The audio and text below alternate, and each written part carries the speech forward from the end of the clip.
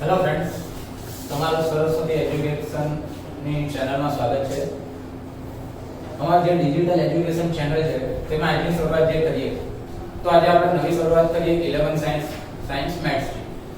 તો 11 science maths કોણે લીધું છે તો કે જે 10માં પાસ થઈ ગયા છે, સારું રિઝલ્ટ લાવ્યા છે, તો જેમને ગમે છે કે મારે મેથ્સ લેવું છે તેવા વિદ્યાર્થીઓ મેથ્સ લેવાના, જેણે એન્જિનિયરિંગની લાઈન પસંદ કરવી છે તે મેથ્સ લેવાના.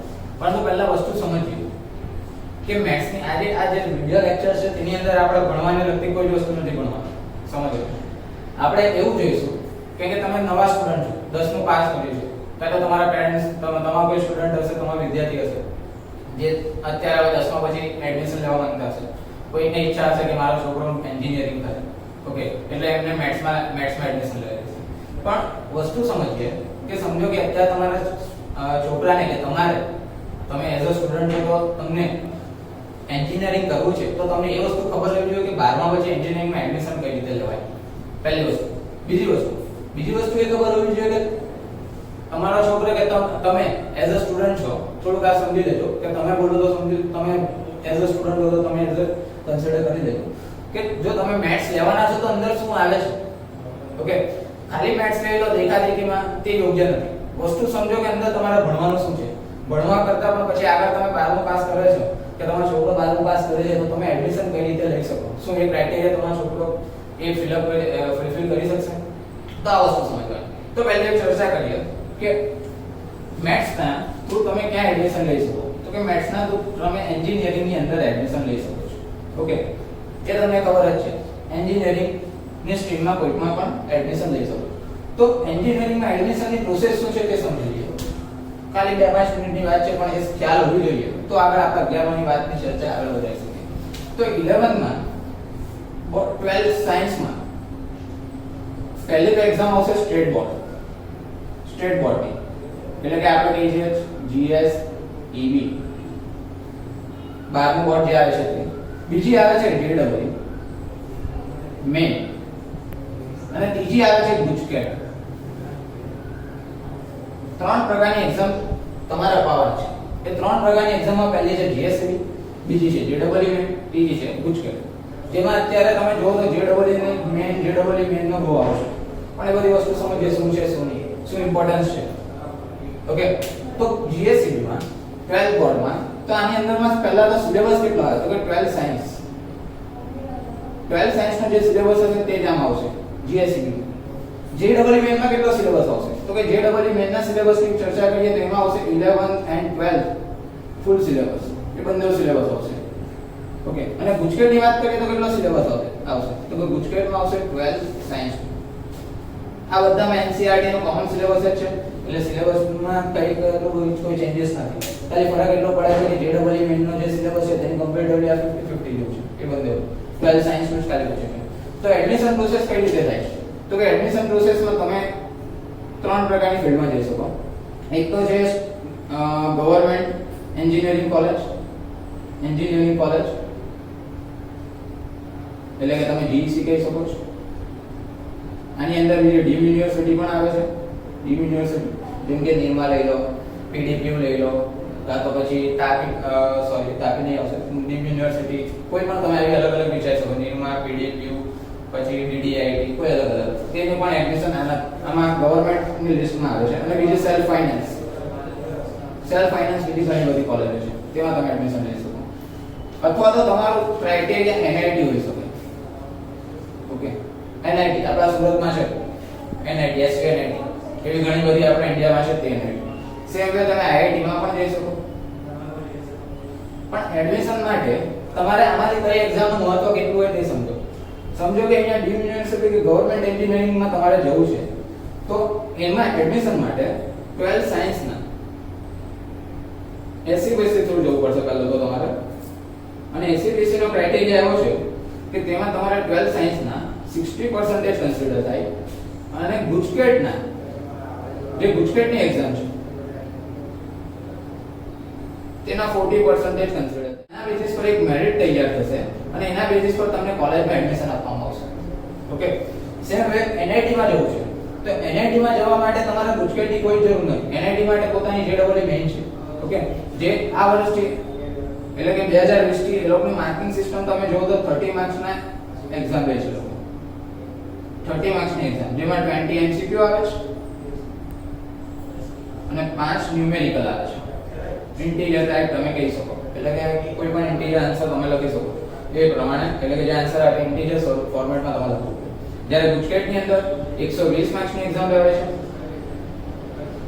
અને સિલેબસ તો તમને પહેલા જ કીધું ગુજકેટમાં 12 સાયન્સ આવશે આની અંદર 11 અને 12 આવશે પણ એડમિશન પ્રોસેસમાં શું ક્રાઇટેરિયા તો કે આમાં પહેલો જ ક્રાઇટેરિયા કે અલગ અલગ સ્ટેટ બોર્ડ માંથી અલગ અલગ સ્ટુડન્ટો એડમિશન લેવા માંગતા હોય છે તો પહેલો ક્રાઇટેરિયા આવ્યો છે કે 75% ઓફ સ્ટુડન્ટ ના હોવા જોઈએ ઓર 80 percentile above હોવા જોઈએ એટલે કે ટોપ 20 percentile ના સ્ટુડન્ટ આવતા હોય આ બે માંથી જે કોઈ મિનિમમ ક્રાઇટેરિયા તમારો હોય તો તમે વેલિડ છો એલિજિબલ છો NIT માં એડમિશન લેવો સમજો કે ઘણા બધા સ્ટુડન્ટ હોય છે કે જે તેના પેરેન્ટ્સ એવું કહેતા હોય છે કે સર JEE કરાવો જે એવું કહેતા હોય છે કે સર JEE કરાવો પરંતુ સ્ટુડન્ટ ખાલી 40% જ લાવી શકતો હોય છે 40 કે 50% તો એવા સ્ટુડન્ટ JEE કરવાનો કોઈ મીનિંગ જ નથી કેમ તો કે NIT માં એડમિશન એને પહેલા જ ક્રાઇટેરિયામાં નથી મળવાનું એના સમજો કે 300 માંથી કદાચ 200 પણ રિઝલ્ટ આવી ગયો અને SC ST વાળો પણ હોય મેબી એનું ક્રાઇટેરિયા વાઇઝ 200 એટલે ઘણા બધા કહે પણ એના 40% હોય તો એનો કોઈ વેલ્યુ જ નથી પહેલે જ ક્રાઇટેરિયામાં ના પાડી દેશે ઓકે એટલે પહેલી વસ્તુ તો તમારે આ જોવાની છે કે શું તમારા સ્ટુડન્ટ કે તમે આટલા લાવી શકો છો શું ટોપ 20 percentile માં આવી શકો છો આવું થશે તો એના બેસિસ પર જે કઈ રિઝલ્ટ તૈયાર થશે તે JEE મેઇન ના માર્ક્સ પરથી તૈયાર થશે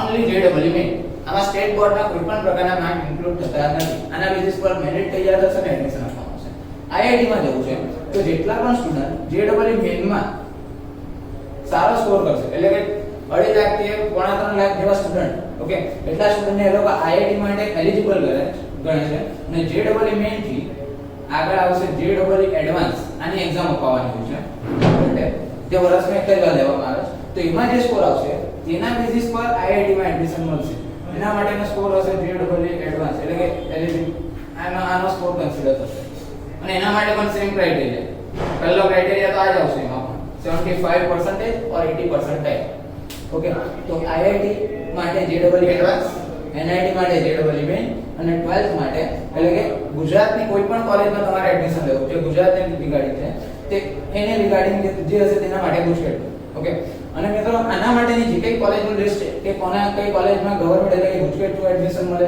કોના થ્રુ કઈ કોલેજમાં જે NIT છે એ JEE મેઇનના બેસિસ પર આવે અને IIT કોલેજ જે JEE એડવાન્સના બેસિસ પર આવે તેનો જે કઈ કોલેજનું લિસ્ટ છે તે આ વિડિયોના એન્ડમાં હશે તો ત્યાં તમે જોઈ શકો છો ઓકે તો આગળ ચર્ચા કરીએ એટલે કે તમને આટલી વસ્તુ તો ખબર હોવી જોઈએ જો તમે 11 સ્ટાર્ટ કરો છો તો તમે 12 પછી કેવી રીતના એડમિશન લેશો આટલી માહિતી ખબર હોવી જોઈએ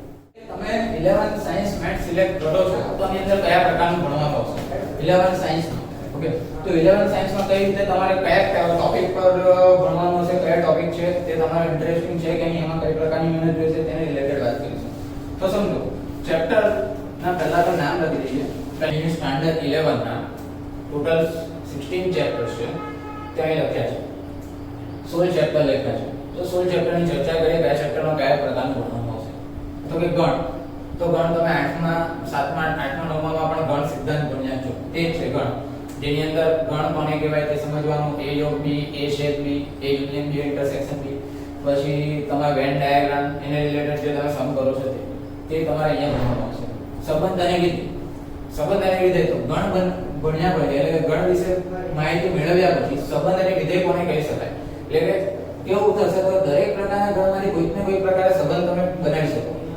દરેક પ્રકાર બરાબર તો આ સંબંધ પરથી વિધેય ક્યારે પોસિબલ છે ટેકનિકલ લેંગ્વેજમાં વિધેય કહીએ તો ફંક્શન ઇંગ્લિશ નામ છે આનું ફંક્શન અને ટેકનિકલ લેંગ્વેજમાં કહીએ તો સિસ્ટમ તો આ ફંક્શન ક્યારે વેલિડ ગણાય ક્યારે ફંક્શન ગણી શકાય તો એ ફંક્શન સમજવાનું રહેશે અને અલગ અલગ પ્રકારના ફંક્શન વિશે તમારે જાણકારી મેળવવાની રહેશે અને JEE માં આના અલગ અલગ ફંક્શન પર ક્વેશ્ચન પૂછવામાં આવતા હોય છે ત્રિકોણમિતિય વિધેય વિધેય તમે 10મા ત્રિકોણમિતિય વિધેય ભણ્યા છે ઓકે એ થોડું ઘણું હતું sin cos tan cot sec cosec આ જે કઈ વિધેય અને નિત્ય સંપૂર્ણ identities sin square plus cos square is equal to 1 આને રિલેટેડ જે ભણ્યા પરંતુ આની અંદર ગુણિત ઉપગુણિત મલ્ટીપલ સબ મલ્ટીપલ પછી સમેશન ફોર્મેટ, એંગલના સમેશન, એટલે કે એંગલના સમેશન એટલે તમને ક્યારે પણ આવું નથી કહ્યું. સમજો કે તમે sin 30 60 છે તો તમે સ્ટાન્ડર્ડ 10 માં જે આ વસ્તુ શીખ્યા જ નથી, પણ આ વસ્તુ તમે ક્યારે કરી નહીં શકો. sin 30 sin 60 જો તમને આ વેલ્યુ ખબર હોય sin 30 sin 60 તો મૂકીને ચેક કરી દેજો. આ થઈ ગઈ sin 90. શું sin 90 ની વેલ્યુ આની ઇક્વલ આવે છે? તો ચેક કરશો તો નથી આવતું. તો આવો જ્યારે પણ થાય સરવાળો બાદબાકી ખૂણામાં આવે છે, તેની સરવાળા બાદબાકી અલગ અલગ કરવો હોય તો કઈ રીતે કરાય એ પ્રકારના અલગ અલગ ફોર્મ્યુલા બનાવો. પ્લસ બીજું અંદર ત્રિકોણમિતિની ગુણધર્મ એટલે કે પ્રોપર્ટીઝ ઓફ ટ્રાયેંગલ, એમાં ટ્રિગોનોમેટ્રિક નો શું ફાળો છે તે સમજવાનું. ત્રીજું ટ્રિગોનોમેટ્રિક ઇક્વેશન એટલે કે ત્રિકોણમિતીય સમીકરણ ઉકેલવાના. જેમ કે તમે 10માં દ્વિઘાત સમીકરણ ઉકેલ્યા x² - x + 2 = 0. ઓકે, તો આ જે દ્વિઘાત સમીકરણ છે તેનો તમે ઉકેલ મેળવો. તેની જગ્યાએ હવે ખાલી ચેન્જ થઈ જશે, ત્રિકોણમિતીય વિધેય આવી જશે. x ની જગ્યાએ sin² θ - sin θ + 2 = 0. બસ આને ઉકેલ. તો આ થઈ ગયું ત્રિકોણમિતીય સમીકરણ. આ બહુ મોટો પાર્ટ છે, ટાઈમ વધારે જાય અને કોન્સેપ્ટ પણ ઘણા બધા છે સમજવા માટે. બહુ શાંતિથી શીખવું પડે એવું ચેપ્ટર છે. એની અંદર તમે sin cos tan ના અલગ અલગ એના ગુણધર્મો, એનો પ્રદેશ, વિસ્તાર બહુ બધું ડિટેલમાં મળશે. અને આ ડિટેલમાં અને શાંતિથી ભણવું પણ જોઈએ, કેમ કે આના ઉપર જ આખું આગળ પણ ડિપેન્ડન્ટ છે એવું કહી શકાય. આગળ ગાણિતિક અનુમાનનો સિદ્ધાંત, PMI. ગાણિતિક અનુમાનનો સિદ્ધાંત એટલે જનરલી તમે સમાંતર શ્રેણીમાં તો આવું કરો છો કે સમજો કે a plus a plus d plus a plus 2d plus up to a plus n minus 1d. આ શું કહીએ છે? તો કે આને સમાંતર શ્રેણી કહીએ છીએ. 10મા ભાગમાં આપણે સમાંતર શ્રેણી લખતું તમે ભણ્યા છો કે આ પ્રથમ પદ a plus d a plus 2d up to a plus n minus 2. તો આનો સરવાળાનું સૂત્ર તમે ડાયરેક્ટ આમ લખી દો, n/2 in bracket 2a plus n minus 1 into d. Okay, તો આ જે સૂત્ર બન્યું તે આ સૂત્ર સાચું જ છે? શું રાઈટ જ છે? તો કે એ વસ્તુ ચેક કરવાની પ્રોસિજર છે. એક પદ્ધતિ છે, ગણિતની ભાષામાં કહીએ તો એક પદ્ધતિ છે જેનાથી તમે અલગ અલગ સૂત્ર સાચા છે કે નહીં આવા સરવાળા માટેના. ઓકે, તો કે એ અલગ અલગ શોધવાની મેથડ. ઓકે, આગળ વધીએ સંકર સંખ્યાના દ્વિઘાત સમીકરણ. સંકર સંખ્યા તમે 10મા ની અંદર દ્વિઘાત સમીકરણની અંદર એક પ્રકારના બીજ લખતા હતા જે શક્ય નથી એવું કહેતા હતા. કયા પ્રકારના બીજ? તો કે ડેલ્ટા લેસ ધેન 0 યાદ રાખો. ઓકે, જેમ કે ax²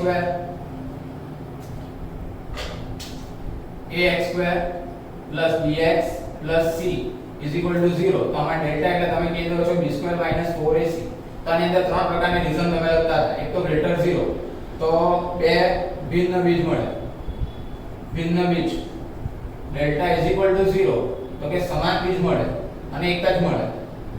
પરંતુ ડેલ્ટા લેસ 0 તો કે બીજ શક્ય નથી, ઉકેલ શક્ય નથી આવું લખતા હતા. તો ડેલ્ટા લેસ ધેન 0 આવે તેમાં આપણે કહીએ છીએ ઉકેલ શક્ય નથી. પરંતુ આ ગણિત છે, બધું જ શક્ય છે. તો આમાં ડેલ્ટા લેસ ધેન 0 તો કે કેવી રીતના થશે તે અહીંયા શીખીશું. પ્લસ તમે ક્યારે પણ અંડરરૂટ પહેલા તો અંડરરૂટ 4, તો આ અંડરરૂટ 4 તમને ખબર છે કેટલા આવે? તો કે 2. પરંતુ આની અંદર નેગેટિવ નંબર લઈ લો તો કે અત્યારે લઈને આપણે એવું કહેતા હતા કે અંડરરૂટ -4 જે શક્ય નથી, આવું શક્ય નથી. એટલે કે તમે કોઈ પણ સંખ્યાનો વર્ગ કરો, આને જો હું x કહી દઉં તો કોઈ પણ સંખ્યાનો વર્ગ નેગેટિવ નથી, શક્ય નથી, પરંતુ એ વાસ્તવિક વેલ્યુ માટે શક્ય. તો વાસ્તવિકની ઉપર પણ જે એક ગણ આવે જે છે સંકર સંખ્યાનો ગણ, અને એમાં જ આ દ્વિઘાતને લગતી વસ્તુ પણ આપણે શીખીશું. એટલે સંકર સંખ્યા વાસ્તવિક સંખ્યાની ઉપરનો ગણની વાત કરીશું. સુરેખ અસમતા. સુરેખ અસમતા એટલે બે ચલ પર અસમતા અલગ અલગ less than, greater than, equal to. સમજો કે x લેસ ધેન y છે તો આને આપણે કહીએ છીએ x y કરતા નાનો છે, અથવા તો કદાચ આને વેરીએબલ ફોર્મેટ છે એની જગ્યાએ આપણે નંબર વિચારી લઈએ કે સમજી લો કે અહીંયા લખી દઉં 5, અહીંયા લખી દઉં 3 લેસ ધેન 5. હવે આને તમે 1 થી ગુણી દો એટલે કે 1 થી મલ્ટીપ્લાય કરો -1 થી, તો આ થઈ ગયો -3 અને -5. જો હજી પણ રાઈટ જ છે, -1 થી ગુણ્યા પછી સંખ્યા રેખા પર તમે જોઈ શકો આ 3 આ 5 3 5 પહેલા આવે છે એટલે આ રાઈટ. હવે આ રાઈટ છે કે નહીં તે ચેક કરીએ. તો કે આ આવે 0, આ બાજુ જાવ તો -3 અને આ બાજુ જાવ તો -5. તો ચેક કરો -5 -3 કરતા તો નાનો જ છે અને એ થયું. તો આવા બધા અલગ અલગ ગુણધર્મો તમે શીખશો વેરીએબલ માટે, અલગ અલગ ચલ માટે. આ સંખ્યા પર કામ કર્યું એની જગ્યાએ ચલ પર કામ કરવાનું, અને આને રિગાર્ડિંગ તમારે ગ્રાફ પણ બનાવવાના આવશે આલેખ, જેનાથી તમારે અલગ અલગ ઉકેલ મેળવવાનો. આગળ જોઈએ તો 7મું આવશે ચેપ્ટર પ્રંચય અને સંચય. પ્રંચય અને સંચયનું મહત્વ અહીંયા સંભાવના માટે ઘણું બધું છે. જે ડબલ ઈ માટે પણ અહીંયા પણ ક્રમચય અને સંચયમાં શું શીખશો? સમજો કે તમારે અત્યારે આપણે કોવિડ-19 ની જે સીઝન ચાલે છે બરાબર, તેના માટે ધારો કે તમે સમજો તો લગ્ન માટે કેટલા જણની પોસિબિલિટી, એટલે કેટલા જણ લઈ જઈ શકાય? તો કે 50 જણ. ઓકે, તો 50 જણ લઈ જઈ શકાય. હવે સમજો કે તમે લિસ્ટ બનાવ્યું કે લિસ્ટમાં તમારી પાસે 100 જણા એવા છે કે 100 એ 100 ને લઈ જવા પડે, કાં તો 100 જણા તમારા બહુ ઘણા બધા એમ બહુ ક્લોઝ છે, તો તમારે તો પણ એમાં 100 માંથી 50 ને લઈ જવા પડે. ઓકે, તો તમારી પાસે ટોટલ લિસ્ટમાં 100% છે, પણ તમારે સિલેક્ટ કરવાના છે 50. કાં તો એક કામ કરીએ, 50 માંથી પણ તમે 3 બાદ કરી દો. કોણ? તો કે તમે, તમારા મમ્મી અને તમારા પપ્પા, એટલે 3 જણે તો ફિક્સ જવાનું જ છે બરાબર. તો 47% ને 100 માંથી સિલેક્ટ કરવાના છે.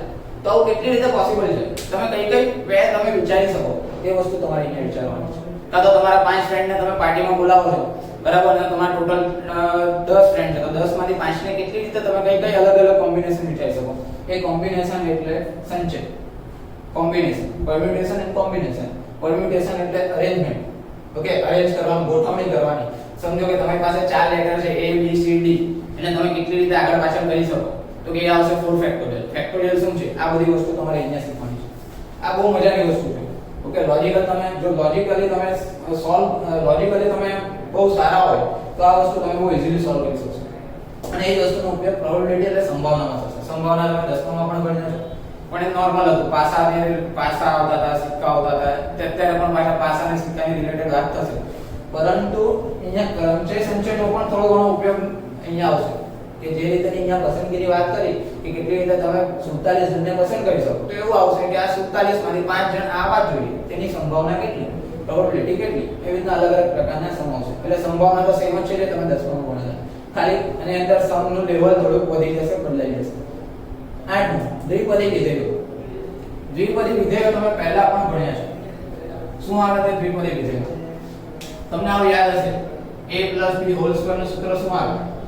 તો કે આ યાદ છે, a² + 2ab + b². a + b hall cube નું સૂત્ર શું આવે?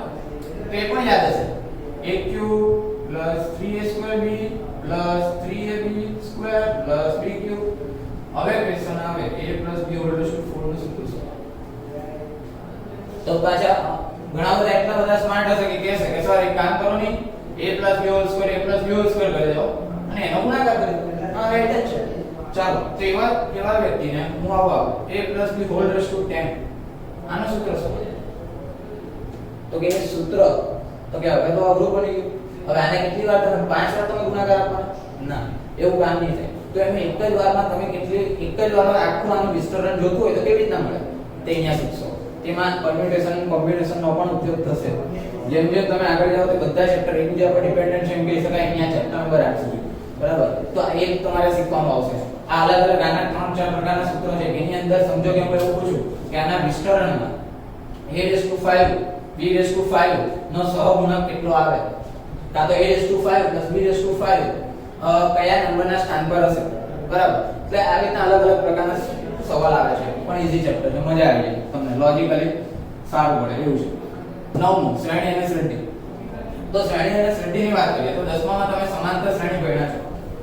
સમાંતર શ્રેણીના n પદનું સૂત્ર, સમાંતર શ્રેણી માટેના n પદનો સરવાળો, તો એ તમે ભણ્યા છો. તો હવે આની અંદર કઈ વસ્તુ ભણવાની છે? સમાંતર શ્રેણી એટલે એરિથમેટિક પ્રોગ્રેશન, સમગુણોત્તર શ્રેણી એટલે જીઓમેટ્રિકલ પ્રોગ્રેશન, n પદના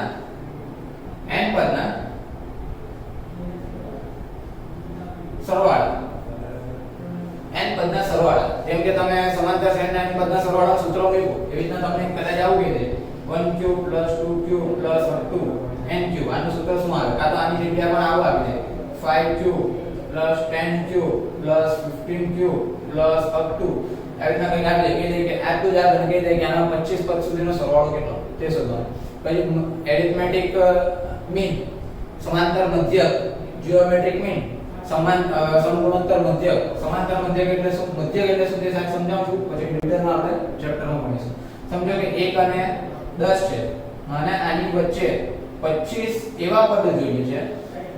25 ની બહુ વધી ગયા 25, તો 25 ની જગ્યાએ આપણે 5 કરી દઈએ. 5 પદ એવા જોઈએ છે કે જેથી કરીને આખી શ્રેણી સમાંતર શ્રેણી બને. તો જે આ 25 પદ છે જે સમાંતર મધ્યક કહેવાય એરિથમેટિકલી, તેને રિલેટેડ તમારે અહીંયા ભણવાનું છે. આગળ વધીએ તો રેખાઓ. તો રેખાનું સામાન્ય સમીકરણ તમને ખબર જ છે, ax by c 0. સુરેખ સમીકરણ, અને એનો ગ્રાફ પણ તમને ખબર છે. કઈ આ રીતે તમે બનાવી શકો, બરાબર? કઈ આ રીતે, એટલે કે જરૂર નથી કે આ રીતે, પણ અલગ અલગ રીતે તમે આ ગ્રાફ બનાવી શકો. પણ xy 2D માં બનાવાય એટલું ખબર છે. ઓકે, તો આ વસ્તુ છે, પણ એની ઉપર હવે ડિટેલમાં તમે ભણશો. શું ભણશો ડિટેલમાં? તો કે આ રેખા છે, તો રેખા બનાવવા માટે કેટલા બિંદુઓ જોઈએ? તો કે તમને ખબર છે 2 બિંદુ. હવે આનાથી ઉપર જશો, રેખા બનાવવા માટે 2 બિંદુઓ સિવાય આ રેખાને ઢાળ પણ આવે, સ્લોપ. બરાબર? સ્લોપ આવશે. સ્લોપ ને રિલેટેડ બિંદુ, એટલે કે સ્લોપ આપી દે, એક બિંદુ આવે તો રેખા કઈ આવે? બરાબર? બે રેખા આપી દે તો રેખા સમીકરણ શું આવે? પછી રેખા x અંતર્ગત y અંતર્ગત x ઇન્ટરસેપ્ટ y ઇન્ટરસેપ્ટ, આ રિલેટેડ અલગ અલગ રીતે તમે રેખા કેવી રીતના બનાવી શકો. ઓકે, તેને રિલેટેડ વાત હશે. પણ રેખાનું સમીકરણ બનાવવા માટે આ રેખાનું સમીકરણ કહેવાય સુરેખ વિકલ સમીકરણ. સુરેખ સમીકરણ જે આપણે કહીએ છીએ, સોરી, સુરેખ સમીકરણ. તો સુરેખ રેખીય સમીકરણ આવશે. સાંકળ. રેખાથી આગળ વધીએ તો સાંકળ. સાંકળની અંદર બીજા 4 પાર્ટ તમારે ભણવાના આવશે. 4 પાર્ટ તમે અત્યારે 4 માંથી એક પાર્ટ તમને ખબર છે, પણ એના સમીકરણ ભણવાના આવશે. 4 પાર્ટમાં એક આવશે વર્તુળ, સર્કલ, બીજું આવશે પરવલય, પેરાબોલા, ત્રીજું આવશે ઉપવલય, અને ચોથું આવશે અતિવલય. વર્તુળ. એટલે વર્તુળ તો બધાને ખબર જ છે. તો પણ વર્તુળનું સમીકરણ શું આવે? એના રેખાનું સમીકરણ અત્યારે જોયું x + by + c. Same way વર્તુળનું સમીકરણ કયું આવે? તો એમાં વર્તુળ બનાવવા માટે એક કેન્દ્ર જોઈએ, એની ત્રિજ્યા જોઈએ, તો આનું સમીકરણ શું બને તે વિચારો. તે આવશે. પરવલયનું પણ પોતાનું સમીકરણ હોય. પરવલય એટલે સમજો કે તમે કોઈ દડો કે બોલ ફેંકો છો, તો આ રીતે મૂવ કરવાનો. ઓકે, કઈ વસ્તુ હવામાં ફેંકીએ છે, તો ફેંકીએ છે તો તેનું મૂવમેન્ટ આ રીતે થાય. પરવલય આકાર એવું કહીએ છીએ. તો પરવલય, પેરાબોલય, એટલે પેરાબોલા જે બને છે તેની ઇક્વેશન શું આવે? કયા આવે? ઉપવલય. તો ઉપવલયનો આ પ્રકારનો આવશે. જેમ કે આ છે સન અને આ અર્થની મૂવમેન્ટ. સનની આસપાસ અર્થની જે મૂવમેન્ટ થાય છે તે કઈ હોય છે? તો કે ઉપવલય આકાર. તો ઉપવલય બને છે તો ઉપવલયનું સમીકરણ કયું? ઓકે, ઉપવલયના સમીકરણ રિલેટેડ વાત. અતિવલય તો અતિવલય માટે પણ અલગ અલગ સમીકરણની વાત. અતિવલય માટે પણ કઈક આ પ્રકારનું સમીકરણ બનવાનું, એટલે કે આ પ્રકારનો ડાયાગ્રામ એનો આકૃતિ બનવાનું. તો એના અલગ અલગ પ્રકારના સમીકરણ શીખવાના છે, એની ઉપરની વસ્તુ સમજવાની. આગળ વધીએ તો ત્રિપરિમાણીય ભૂમિતિ. નામ જ વાંચો એટલે ખ્યાલ આવી જશે. 3D geometry. 3D. ઓકે, એટલે અત્યારે વાત કરીએ તો બધી 2D પર. આનાથી આગળ વધો તો 3D ની વાત આવશે. 3D. તો 3D ની વાત કરીએ તો એમાં જીઓમેટ્રી શેપમાં તમારે રેખા અને સમતલ એના રિલેટેડ વસ્તુ સમજવાની છે. તો ત્રિપરિમાણીય ભૂમિતિની વાત કરીએ તેમાં 3D જીઓમેટ્રી, તો નામ પરથી જ ખ્યાલ આવી ગયો છે કે 3D. ઓકે, 3D એટલે 3 પરિમાણ x y z એ ફોર્મેટમાં જીઓમેટ્રી. તો આ છે ઇન્ટ્રોડક્શન ઓફ 3D જીઓમેટ્રી છે. ખાલી ડિટેલમાં નથી. આનું બીજો પાર્ટ આવશે સ્ટાન્ડર્ડ 12 માં. ત્યાં તમારે ભણવાનું આવશે રેખા, સમતલ, એટલે કે લાઈન એન્ડ પ્લેન, એને રિલેટેડ વાત આવશે. Point, line, plane. આમાં ખાલી ઇન્ટ્રોડક્શન ઓફ પોઈન્ટ રિલેટેડ ભણવાનું છે, બરાબર? એટલે કે પોઈન્ટ, તો કે 3D માં કેટલા ટોટલ ભાગ બને છે, એ પોઈન્ટ કયા ક્વાડ્રન્ટમાં, એટલે કે આપણે બે માટે ક્વાડ્રન્ટ કહીએ છીએ. ઓકે, એ રીતના પેલા પરિચય એવું કહી શકાય. 3D geometry, introduction of 3D geometry. આ ઇન્ટ્રોડક્શન છે. એટલે ઇન્ટ્રોડક્શન એટલે 3D માં આ x બને, આ y બને, આ z બને સમજો. તો કે અહીંયા ટોટલ 8 ભાગ બનવાના. પાછળ 2, આગળ 2, નીચે 4, સોરી, ઉપર 4, નીચે 4. એ તમે તો ત્યારે આપણે આ વસ્તુ સમજીશું કે 8 ભાગ બને છે તો કયા ને કયું ક્વાડ્રન્ટ એટલે કયું ચરણ કહી શકાય. 8 ચરણ. તો પોઈન્ટ કયા ચરણમાં છે, એ સિવાય x y z પોઈન્ટ બને છે તેના માટે મધ્ય બિંદુનું સૂત્ર શું? અલગ અલગ પ્રકારની એની ઉપરની ચર્ચા છે. બહુ નાનું ચેપ્ટર છે અને ડિટેલમાં આને રિલેટેડ ભણવાનું આવશે તમારા સ્ટાન્ડર્ડ 12 માં. બિંદુ, રેખા અને સમતલ 3D માં. 13 લક્ષ અને વિકલન. Limit and differentiation. તો કે લક્ષ અને વિકલનની વાત કરીએ તો લિમિટ. હવે સમજો કે હું તમને એવું કહું છું કે x = 5 મૂકો. ઓકે, x = 5 મૂકો છો. તો કે x² - 25/x - 5 આ વિધેય આપી દીધું તમને. તો વિધેયની અંદર x ની વેલ્યુ 5 મૂકો તો તમે મૂકી દેશો. સર 5 મૂકીએ તો 5 × 5 = 25, 25 × 25 0/0. સર આ તો 0/0 ને કટ થઈ ગયું એટલે પણ ના, હવે મોટા થઈ ગયા ભાઈ, આવું બધું નહીં થાય. 0 0 ત્યારે કટ થાય તો કે નહીં થાય, પણ 0/0 આવ્યો તો 0/0 આવ્યો તો ડાયરેક્ટ નહીં મુકાય. એક વસ્તુ તમે હા એવું કરી શકો કે આને સિમ્પ્લિફાય કરી દો, x - 5 x + 5 divide by x - 5 તો આ કટ થઈ ગયું. તો કટ થઈ ગયું તો x + 5 આ ફંક્શન બન્યો. 5 ઉપર તો કેટલા થાય? 10. હવે આ જવાબ સાચો આવ્યો તમારો 10. પણ આવા ઘણા બધા ગ્રાફ હશે 0/0 જનરેટ કરીને આપે, ∞/∞ જનરેટ કરીને આપે, કોઈ વેલ્યુ મૂકો છો તો આવું થઈ જાય છે. અથવા તો 1 ∞ થાય છે, 0 થાય છે, બરાબર, 1/∞ -1/∞, આવું અલગ અલગ પ્રકારનું. તો એની સાથે જે ચર્ચા કરવાની હશે ત્યાં તમારે લિમિટનો યુઝ કરવો પડે. લિમિટ એટલે તમારે એની જ વેલ્યુ નહીં લેવાની, પરંતુ અહીંયા આવું લખાય છે કે x → 5. તો આ જે x → 5 લખાય છે ટેન્સ ટુ, સમજો થોડુંક સમજાવવાની ટ્રાય કરું છું, ડિટેલમાં આપણે ચેપ્ટરમાં સમજીશું. આ છે x = 5, આ 5 છે. ટેન્સ ટુ એટલે એની નજીકની વેલ્યુ લેશે. નજીકની વેલ્યુ એટલે આની એપ્રોક્સિમેટ વેલ્યુ તમે લઈ શકો 4.99991. હવે આ વેલ્યુને તમે તમારી પાસે સાયન્ટિફિક કેલ્ક્યુલેટર કે ઘરે મોબાઈલ હોય એની અંદર મૂકીને ચેક કરી દો. x² - 25/x - 5 તેની વેલ્યુ જે આન્સર આપશે એ ટેન્સ ટુ 10 આપશે. ક્યાં આપશે? ટેન્સ ટુ 10, 10 ની નજીક હશે. કદાચ એવું બને કે તમને જે જવાબ મળે 9.9999 સમથિંગ મળે એટલે 10 મળી ગયો તો સીધું આની ઉપર જ કામ થઈ ગયું. પણ એ વસ્તુ ત્યાં તમે વધારે ડિટેલમાં સમજાવીશ, પણ કઈ આ રીતે યુઝ થશે લિમિટમાં. અને વિકલન, લિમિટ પરથી જ આગળ વધશે વિકલન. વિકલન એટલે બહુ મોટી વસ્તુને નાના નાના ભાગ કરીને વિચારવાની વાત છે. ઓકે, જેમ કે તમે પૃથ્વીને ઉપરથી જુઓ તો કેવી દેખાય? ગોળ. પરંતુ અત્યારે અહીંયા ઊભા આપણે ધારો કે પૃથ્વીને જોઈએ તો કેવી દેખાય? સીધી. તો કઈ રીતે એવું કહી શકો કે આ વિકલન થઈ ગયું કહેવાય? જરાક અમથા ભાગ. ઓકે, તો આ વિકલનનો કોન્સેપ્ટ તમારે અહીંયા કઈ એવું સમજવાનું કે શીખવાનું હશે અને લક્ષ પરથી આવશે. લક્ષની ડેફિનેશન પરથી તમારે યુઝ કરવાનું છે. ગાણિતિક તર્ક, મેથેમેટિકલ રીઝનિંગ, JEE માં અત્યારે છેલ્લા 2 વર્ષથી આના રિલેટેડ 2-3 વર્ષથી દર વખતે સવાલ પૂછાય છે, એકદમ ઈઝી હોય છે. ગાણિતિક તર્કમાં શું આવે? તો કે ગાણિતિક તર્કમાં વાત કરીએ તો સમજો કે વાક્ય અને વિધાન કોને કહેવાય ગણિતની ભાષામાં? ઓકે, તો કે સમજો કે x, હું એમ પૂછું કે x = 5, તો આને શું વાક્ય કહેવાય? તો કે કહી શકાય, વિધાન કહેવાય, કહી શકાય. ઓકે, હવે હું કહી દઉં x = y, શું આને વાક્ય કહેવાય? તો કે કહી શકાય. શું વિધાન કહેવાય? તો કે નહીં કહેવાય. કેમ? તો કે બંને વેરિયેબલ છે, ખબર જ નથી સાચું છે કે ખોટું. ઓકે, એટલે વાક્ય તો બધા જ કહી શકાય, પરંતુ વિધાન કોને કહેવાય તે સમજવાનું. એની ઉપર અલગ અલગ વાક્ય વિધાન પર અલગ અલગ જો અને તો આપણે વાત કરીએ. જો આવું થાય તો આવો, તો એની ઉપર એ વાત નિષેધ, સંયોજન, વિયોજન એ રિલેટેડ મેથેમેટિકલ રીઝનિંગમાં તમારે ભણવાનું આવશે. આંકડાશાસ્ત્ર, સ્ટેટિસ્ટિક્સ, આંકડાશાસ્ત્ર એટલે 10માં તમે મધ્યસ્થ, બહુલક આવું કંઈક ભણેલા છો. ઓકે, એનાથી આગળ હવે તમારે ભણવાનું આવશે વિચરણ. ઓકે, આંકડાશાસ્ત્રમાં આ જ વસ્તુ ભણવાની આવશે અને એની અંદર તમે જે કોઈ અલગ અલગ પોઈન્ટો ભણતા હતા, જેમ કે વર્ગીકૃત માહિતી, બરાબર, વર્ગીકૃત માહિતી. પછી આવશે 15મું આંકડાશાસ્ત્ર. આંકડાશાસ્ત્રની વાત કરીએ તો આંકડાશાસ્ત્ર તમે 10માં ભણી આવ્યા છો. શું હતું? તો કે મધ્યસ્થ, બહુલક આવું ભણેલા અલગ અલગ પ્રકારની વેલ્યુ ઉપર. જેમ કે અલગ અલગ વેલ્યુ એટલે તમને ગુણ આપી દીધા 2, 5, 7. અવર્ગીકૃત માહિતી થયું 8. આનો વર્ગીકૃત આપે તો તમને એવું કહી દે કે 0 થી 10 વાળા, એટલે કે 5 સ્ટુડન્ટ, 10 થી 20 વાળા 3 સ્ટુડન્ટ, 20 થી 30 વાળા 5 સ્ટુડન્ટ, કાતો એટલે 2 સ્ટુડન્ટ. આ રીતના અલગ અલગ ડેટા પર તમે મધ્યસ્થ શોધતા હતા. તો એવી રીતના એક ડેટા પર તમારે પ્રમાણિત વિચરણ, બરાબર, તેને રિલેટેડ તમારે માહિતી શોધવાની આવશે. ઓકે, તેનો ડિટેલમાં આપણે અભ્યાસ આ ચેપ્ટર વખતે કરીશું અને સંભાવનાની તો વાત કરી જ છે. એટલે મિત્રો આ ધ્યાન રાખજો કે આ 16 ચેપ્ટર છે. 16 ચેપ્ટર માટે જો તમે JEE કરો છો તો JEE માટે બધા ચેપ્ટર ઇમ્પોર્ટન્ટ છે.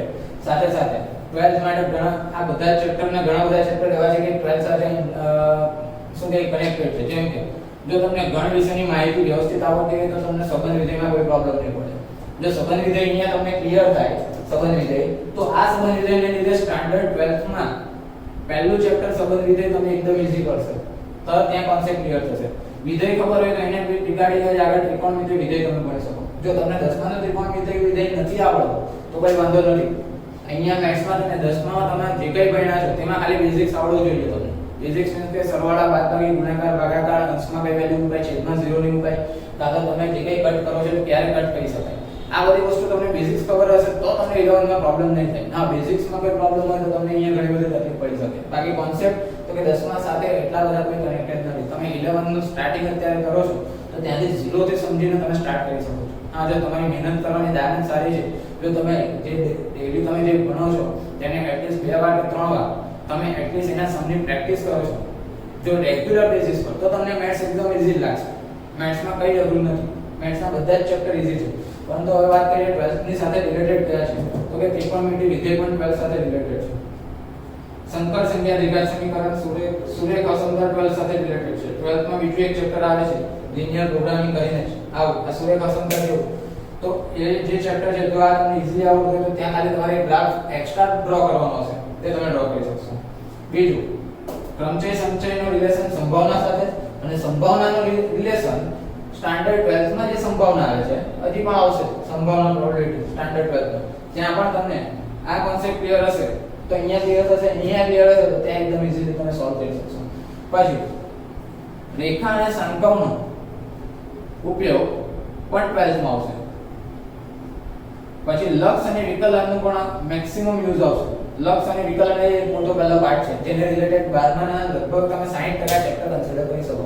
12મા નું આખું વિકલન એટલે કે વિકલનનું એક ચેપ્ટર, વિકલિતનો ઉપયોગનો એક ચેપ્ટર, સંકલનનો એક ઉપયોગ, ઓકે, અને વિકલ સમીકરણ. આ 5 ચેપ્ટર એવા છે જે કદાચ તમે એવું ગણી શકો કે લક્ષ, વિકલન અને ત્રિકોણમિતિ વિધેયને રિલેટેડ છે. આ બંને તો તમારા ક્લિયર હોવા જોઈએ તો અત્યારે 60% ક્લિયર થશે. અને આ સંભાવના, આટલા ચેપ્ટર જે 12 લખ્યા છે તે તમારે 12th માટે મોસ્ટ ઇમ્પોર્ટન્ટ. તમારે એટલું ધ્યાન રાખવાનું કે આના કોઈ પણ ફંડા તમારા કાચા રહેવા નહીં જોઈએ, તો તમને 12th માં કોઈ પ્રકારની પ્રોબ્લેમ થશે નહીં. બીજું, એ સિવાયના જે ચેપ્ટર છે તે ચેપ્ટર કોઈ એવું નથી કે 12th માં નથી કામ. હા, 12th માં કોઈ રિલેશન નથી, એટલું બધું કમ્બાઈન્ડ નથી, પણ તમે હા એટલું કહી શકો કે એ ચેપ્ટર એટલા ઈઝી છે કે તમે અત્યારે 11 માં જો વ્યવસ્થિત કામ કરો તો કદાચ JEE માટે અપ્લાય કરી શકો. જો તમારું પ્લાનિંગ છે કે JEE કરવાનું જ છે, અત્યારે એક વસ્તુ ફિક્સ કરી લો કે મારે ગુજરાતની કોલેજમાં લેવાનું છે કે NITS ની કોલેજમાં લેવાનું, કે IITs માં તો જે રીતે જવું છે તે રીતે કામ કરો. જો જવું છે તો સમજો કે સંકર સંખ્યા, દ્વિઘાત સમીકરણ આવ્યો તો એનું JEE ને લગતી થિયરી પણ નવી શીખવાની ટ્રાય કરો, નવા MCQ સોલ્વ કરવાની ટ્રાય કરો. પ્રીવિયસ યરમાં અત્યારે તમે જો તો લગભગ 14 એક પેપર તો આવી ગયા છે આપણી પાસે 2 વર્ષમાં. ઓકે, 14 કરતા વધારે પેપર હશે. ઓકે, 14 કરતા વધારે પેપર હશે, ઓછા નહીં, પણ એ પેપર તમે સોલ્વ કરો ને ચેક કરો કે સંકર સંખ્યા, દ્વિઘાત સમીકરણના કેવા સવાલ પૂછે છે, શું મને આવડે છે, તે વસ્તુ ચેક કરો. તો એકવાર તમે ટ્રાય કરશો તો એકદમ ઈઝી છે. અને 11 માં JEE ના માર્ક એટલે કે JEE માટે 11 ના ચેપ્ટરમાંથી માર્ક્સ ખેંચવા પણ કવર કરવા પણ ઘણા બધા આવી જશે.